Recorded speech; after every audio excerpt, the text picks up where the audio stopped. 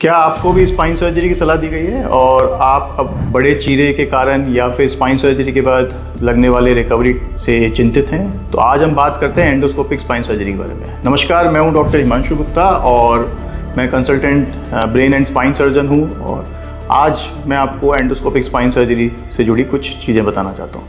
तो endoscopic spine surgery क्या है?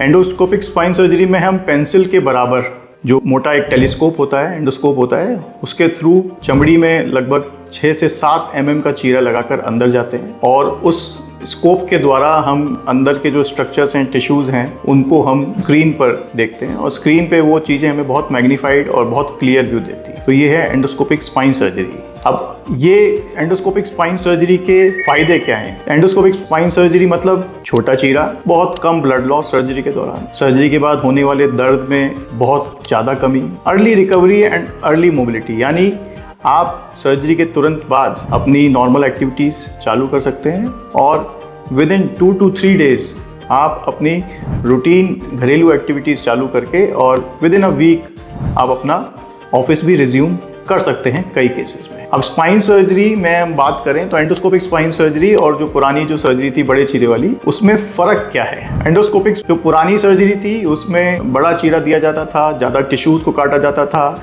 जो ऊपर जो बोनी एलिमेंट्स हैं स्पाइन के, उनको हटाकर फिर हम डायरेक्टली डिस्क तक या नर्व रूट्स तक पहुँचते थे। एंडोस्कोपिक स्पाइन सर्जरी ये मात्र और मात्र 6 से 7 mm का एक पतला सा पेंसिल के बराबर स्कोप होता है, ये अंदर जाता है।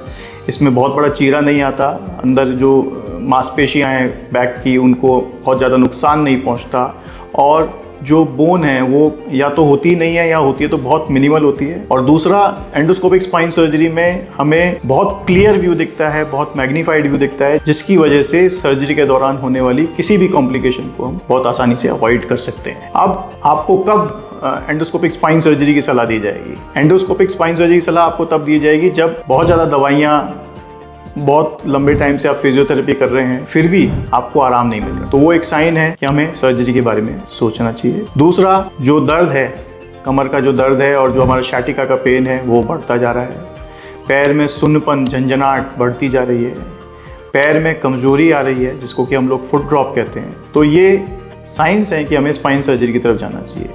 इसके अलावा कई लोगों में यूरिन के कंट्रोल में भी प्रॉब्लम होने लगती है, तो ये बहुत अर्जेंट सिचुएशन होती है और इसमें हमें तुरंत स्पाइन सर्जरी की तरफ जाना चाहिए।